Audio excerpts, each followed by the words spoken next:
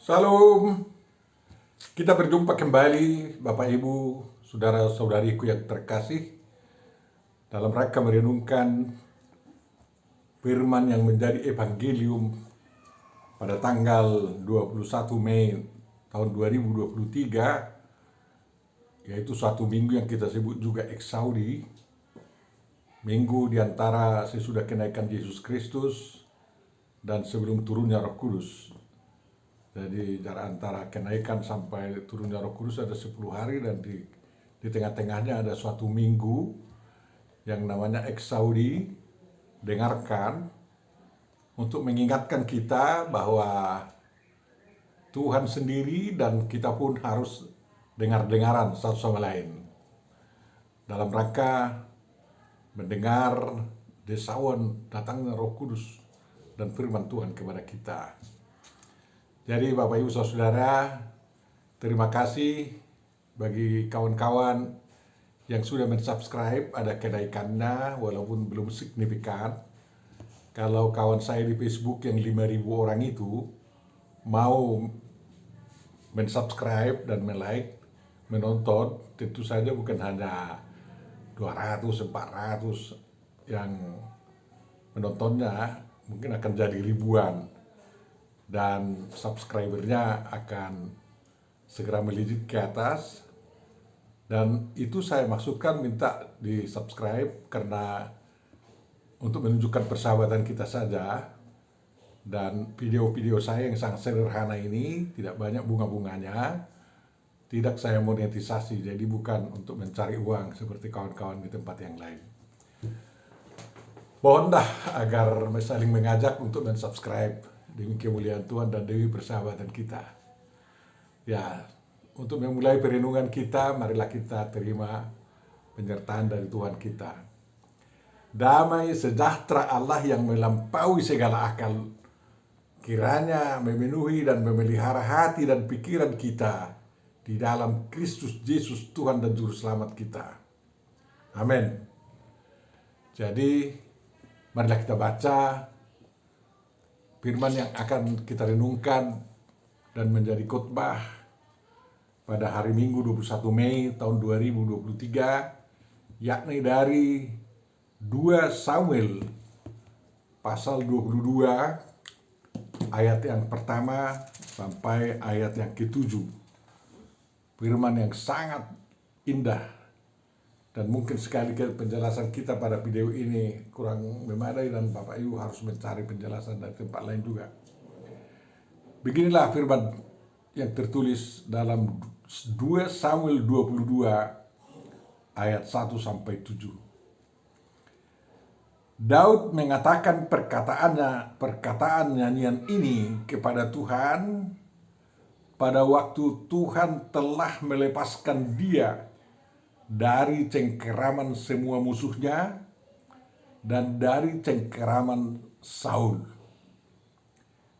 Ia berkata, "Ya Tuhan, bukit batuku, kubu pertahananku dan penyelamatku, Allahku, gunung batuku, tempat aku berlindung, perisaiku, tanduk keselamatanku, kota bentengku, tempat pelarianku, juru selamatku. Engkau menyelamatkan aku dari kekerasan. Engkau menyelamatkanku dari kekerasan. Terpujilah Tuhan, seruku, maka aku pun selamat daripada musuhku. Sesungguhnya gelora-gelora maut telah mengelilingi aku. Banjir-banjir jahanam telah menimpa aku. Tali-tali dunia orang mati telah membelit aku. Perangkap-perangkap maut terpasang di depanku.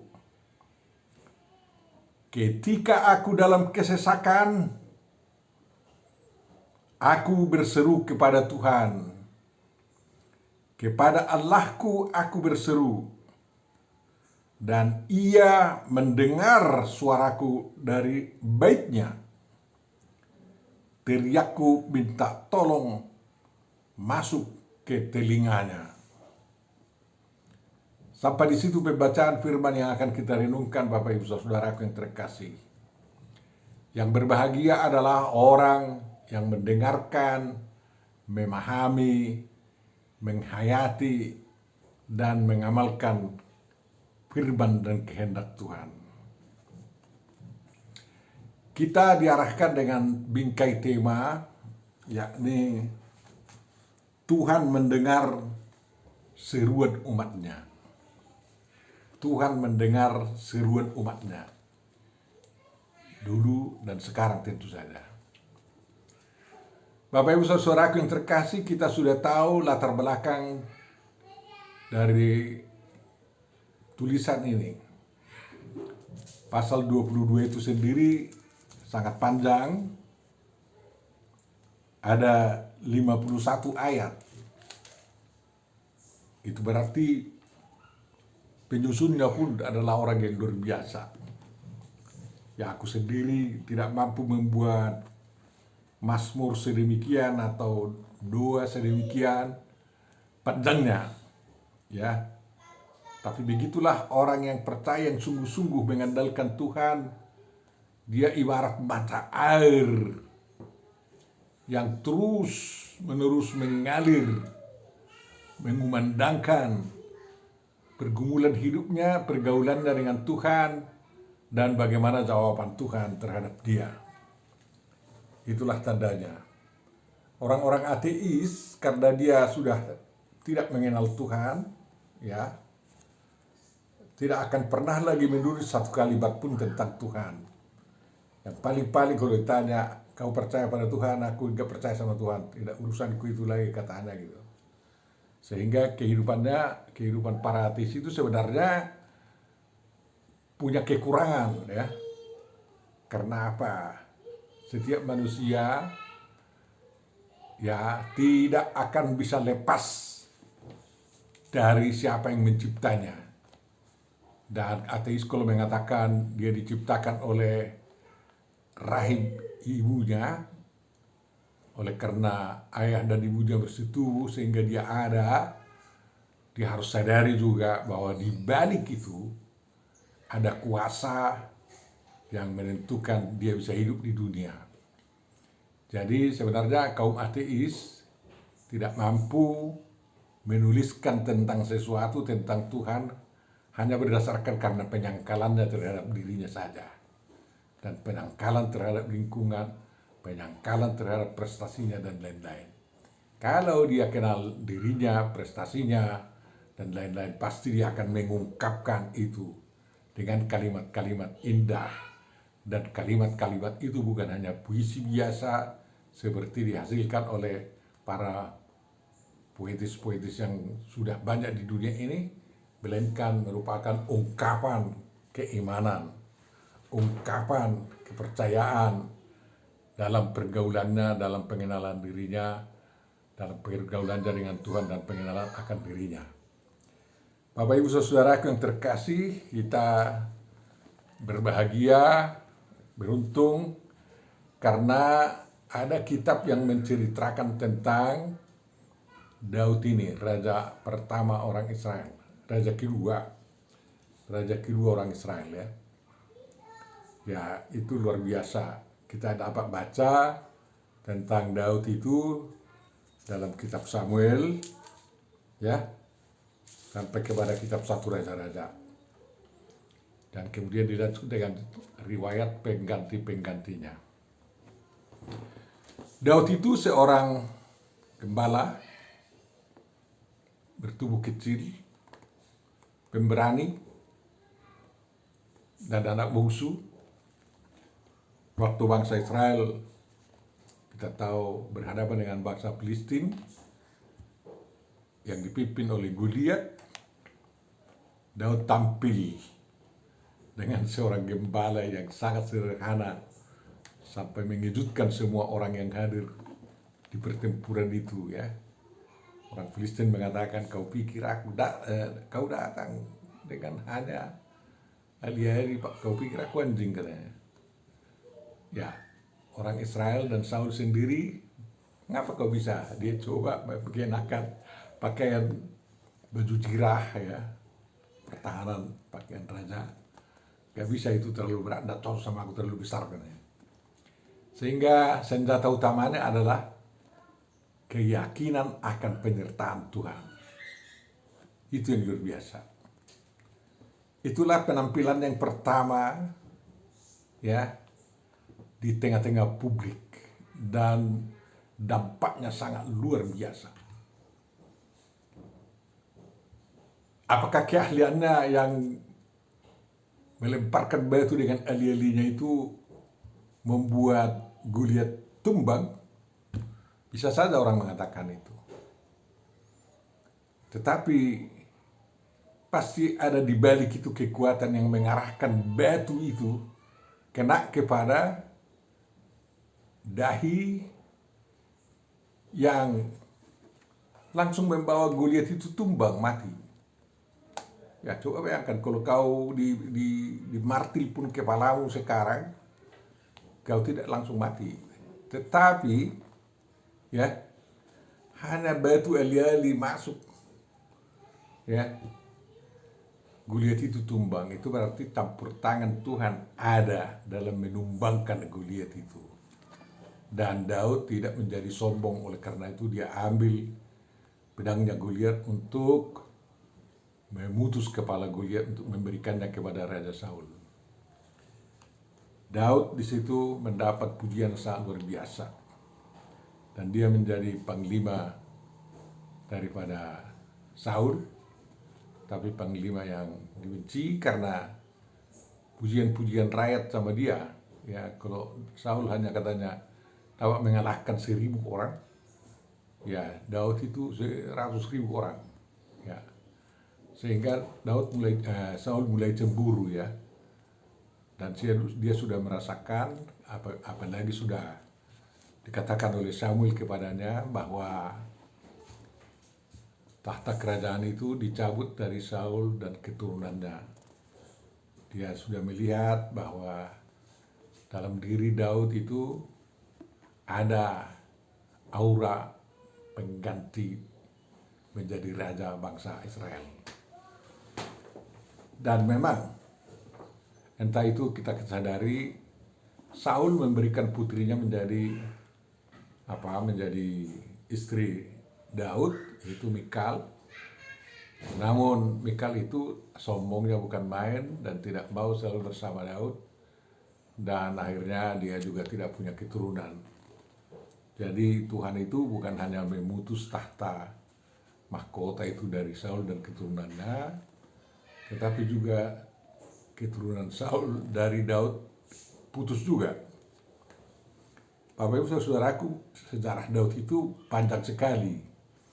Tapi perlu kita simak dalam setiap sejarah itu, setiap cerita itu selalu tersirat campur tangan Tuhan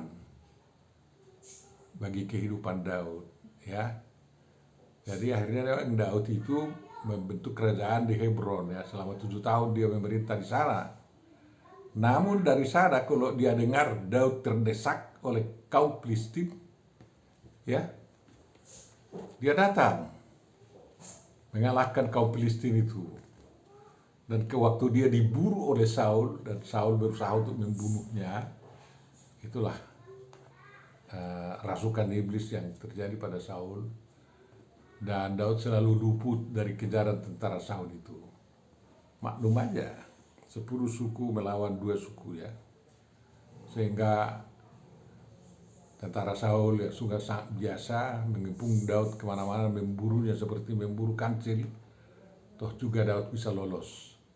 Sewaktu dia bersembunyi di gua yang ada di Gurun Sin, di gua Adulam ya, hanya laba-laba, jaring laba-laba yang meloloskan dia kan. Karena tentara Saul mengatakan ya tak mungkinlah ada orang di dalam kalau ada ini jaring laba-laba kan, kayak gitu. Jadi aman katanya. Padahal Daud di dalam bersama kawan yang sedikit itu. Dan Tuhan membuat Saul dan tentaranya bisa tidur nyenyak. Itu karena memang sudah mereka sangat lelah. Tapi bukan hanya itu ya, campur tangan Tuhan ada juga di sana. Kenyenyakan itu bukan hanya soal keinginan manusia tidur, bisa ditidurkan juga, ya. Dan Daud keluar memotong puncak jubah Saul, dan setelah pagi dari tempat dia bisa berseru, memanggil Saul, Saul, Saul katanya, lihat dulu jubahmu, tak ada yang rusak. Ini ada potongan dari tangan saya untuk membuktikan bahwa Daud tidak mau membunuh mertuanya itu. Tidak mau membunuh seorang yang diurapi oleh Tuhan. Yang penting dia lolos. Dan memang lolos. Setiap kali dia juga dikejar Saul, yang paling mengerikan ya, dia harus menyamar menjadi orang gila di kalangan orang Filistin. Ya, sampai rajanya menyuruh buang itu, usir itu. Apakah kita kekurangan orang gila katanya? Dengan demikian Daud diselamatkan, tidak ditangkap, walaupun tentara Filistin bertentangan atau berselisih, bahkan berperang dengan Saul ya. Tapi Daud mereka tahu Daud itu tidak setuju dengan Saul, sehingga mereka dibiarkan bergabung. Namun agar bisa Daud lolos, dia pura-pura gila, sehingga rajanya menyuruh pasukannya untuk mengusir Daud pergi. Setelah aman, Daud memang pergi. Dan itu adalah menurut saya bukan hanya campur tangan manusia, tapi campur tangan Tuhan. Panjang sekali sejarahnya Daud itu, di mana bisa kita simak campur tangan Tuhan untuk melindunginya, ya.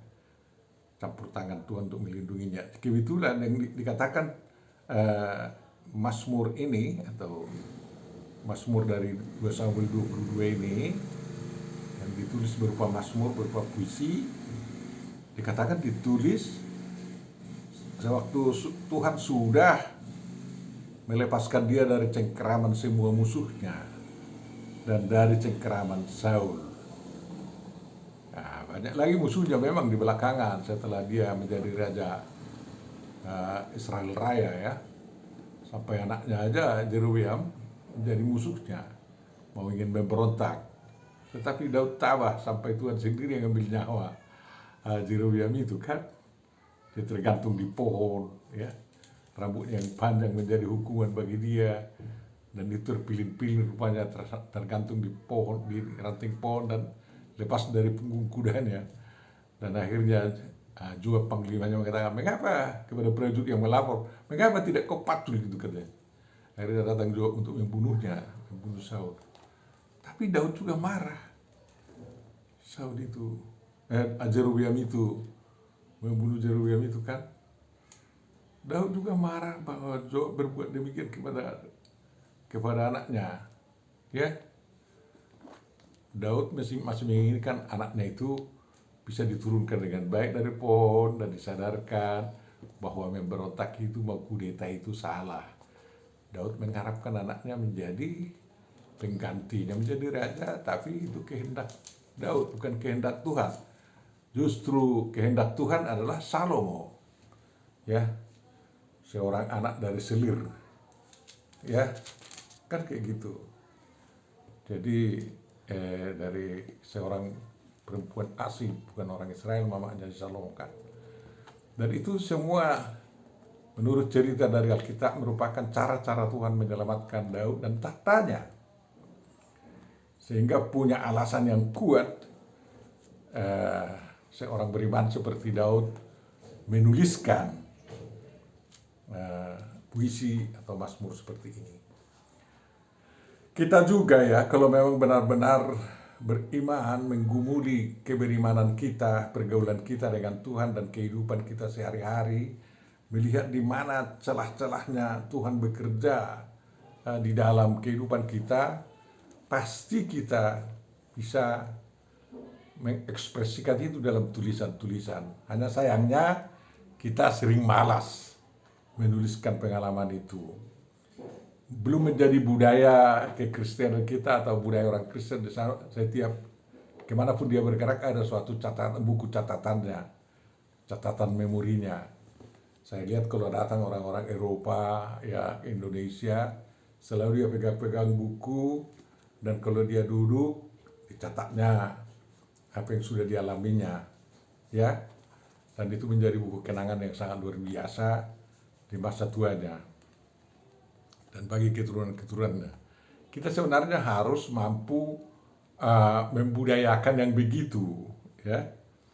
Jadi walaupun kita mencangkul di sawah, kalau kita sudah istirahat di rumah jangan tidur dulu sebelum berdoa dan juga menuliskan apa pengalaman hari itu, bagaimana capeknya, apa menjadi kekuatannya, apa yang bikin kekuatannya pulih kembali dan lain-lain kan. Dan apabila kita berdagang, ada punya kresek atau punya kios atau punya supermarket, kita bisa menuliskan itu. Apalagi kita seorang deliver misalnya, ya, pengalaman dalam perjalanan kita bisa juga. Kalau kita bisa juga jalan-jalan, kita lukiskan, ya. Coba bayangkan, belum banyak dapat ditemukan cerita tentang bagaimana pernikahan orang Batak, perasaan seorang pengantin laki-laki dan pengantin perempuan. Karena apa? Ya, setiap pengantin sangat jarang menuliskan pengalamannya sewaktu mau nikah dan sudah nikah dan pada pesta nikah dan lain-lain. Mungkin dari pengalaman-pengalaman seperti itu kita dapat mengerti mana yang efisien dari adat nikah kita. Dan juga orang Batak sangat jarang menuliskan bagaimana kalau orang tuanya meninggal atau orang anaknya meninggal atau putrinya yang muda, dan apalagi orang tuanya ya meninggal. Ada sejagarot, ada pesta adat, ada jambar-jambar dan lain-lain, ada menari-nari, ada musik dan lain-lain. Apakah semua itu menolong percayanya atau enggak? Atau itu hanya bunga-bunga kehidupan? Sebenarnya setiap orang yang mengalami demikian perlu mencatatnya, sehingga catatan-catatan itu dapat digunakan oleh para sastrawan kita untuk menjalin bagaimana budaya Batak di setiap zaman, ya. Coba bayangkan, kita ini sangat rugi, orang Batak Kristen ini sangat rugi, tidak banyak mengetahui tentang riwayat kakek moyangnya, tidak banyak mengetahui riwayat kekristenan, ya, kecuali hanya buku Jubileum yang mencatat bagaimana itu kan sedikit sekali. Dan oleh karena itu mari kita tiru langkah Daud yang mau mencatat pengalamannya dan mengekspresikan bagaimana pergaulannya dengan Tuhan dan bagaimana Tuhan menjawabnya dan siapa Tuhan itu setelah mengalami itu semua bagi dia. Coba bayangkan, itulah yang diungkapkan di sini, bahwa Tuhan itu atau Jehovah itu, ya, ada disebut bagi Daud itu seperti apa? 1, 2, 3, 4, 5, 6, 7, 8, 9, 10, 11, 12, 11, ya. 11 sebutan untuk Tuhan itu. Dan itu adalah cara pemuliaan Tuhan, ya. Dikatakan bukit batuku, lain lagi dengan gunung batuku. Jadi ada bukit kecil, gunung besar, kan. Berarti lebih besar lagi pengalaman yang dialami, ya.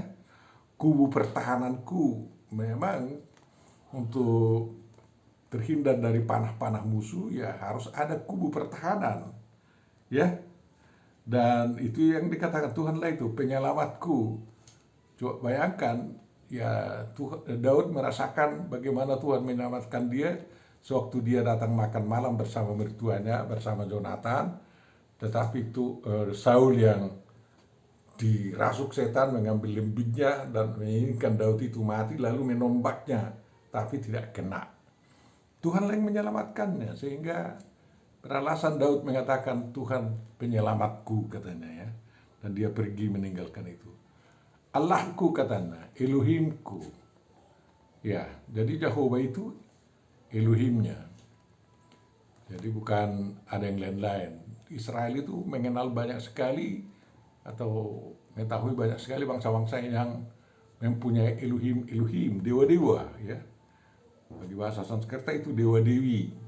Tapi bahasa Alkitabiah Elohim itu Allah, Allah, Allah, Allah. Ilah, ilah, ilah, ilah.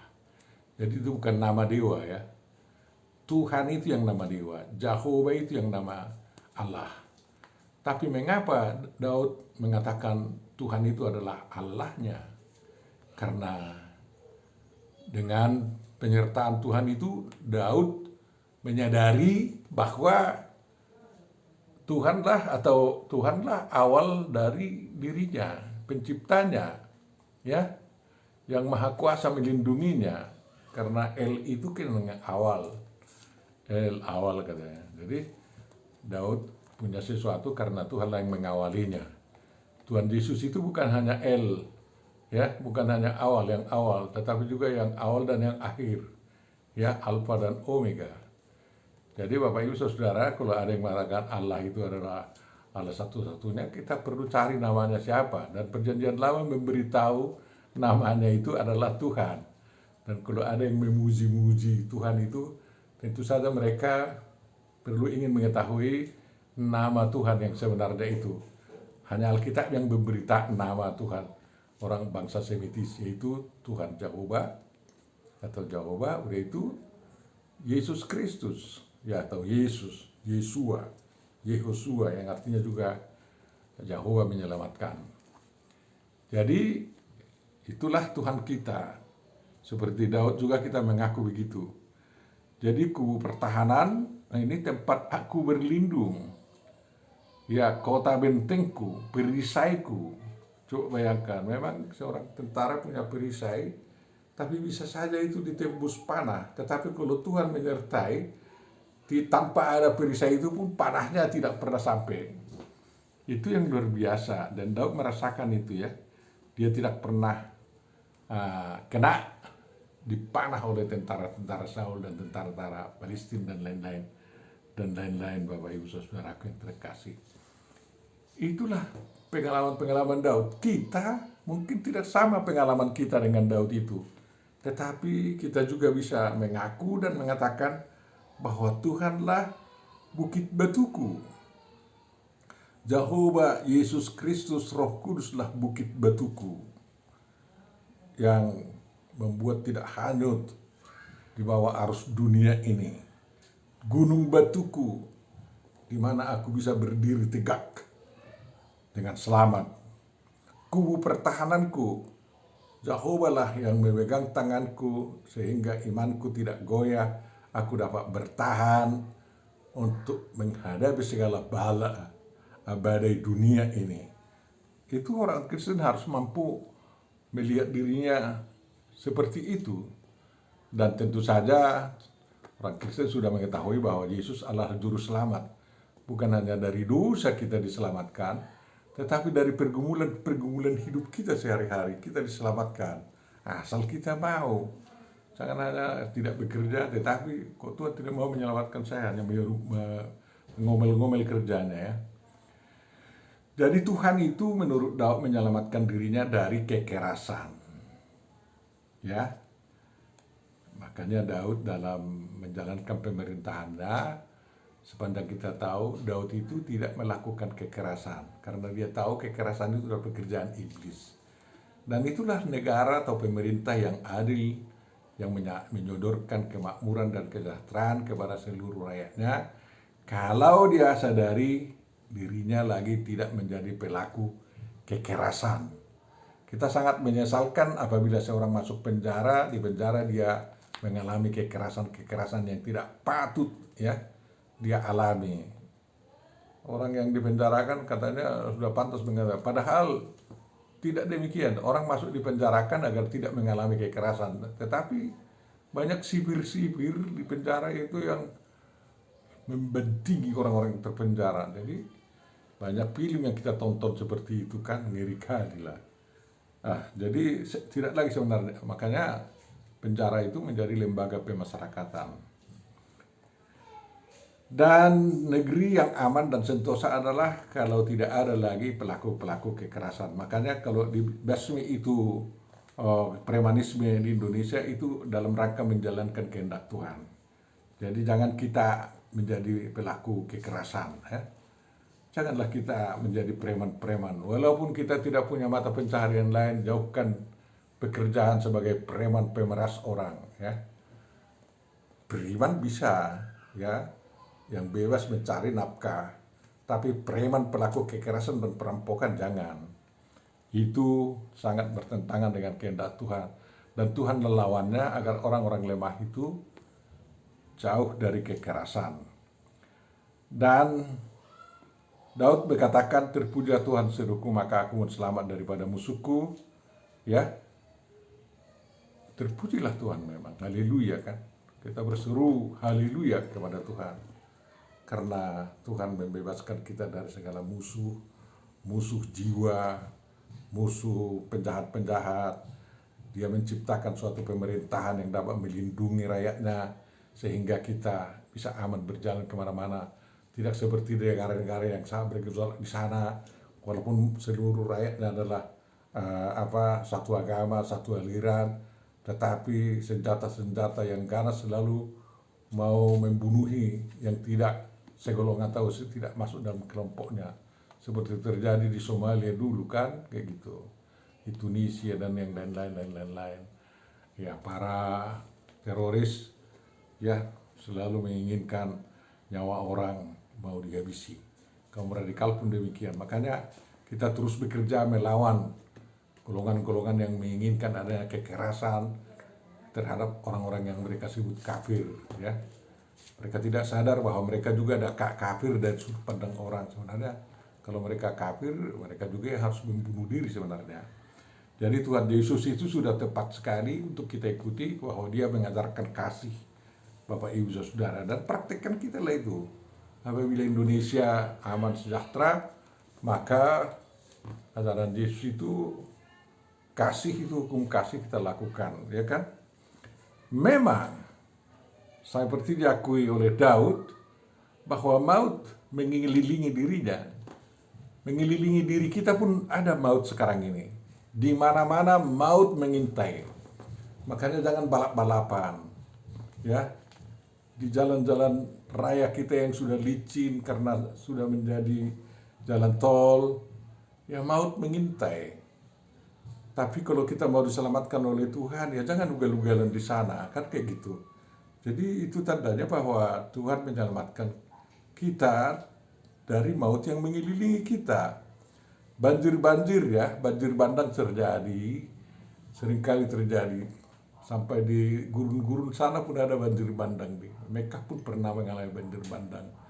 Tapi kalau kita selamat dari banjir bandang itu, walaupun ada rugi materi, menurut saya ada tangan yang kuat di belakang peristiwa itu yang menyelamatkan kita. Dan apalagi kalau memang ada tim keselamatan yang datang menolong, ya makanya agar orang-orang yang dikelilingi oleh banjir-banjir, ya banjir jahanam yang menimpa, harus ada tim penyelamat kan kayak gitu. Jadi banjir jahanam itu bukan hanya berupa air, tetapi banjir jahanam adalah juga banjirnya ideologi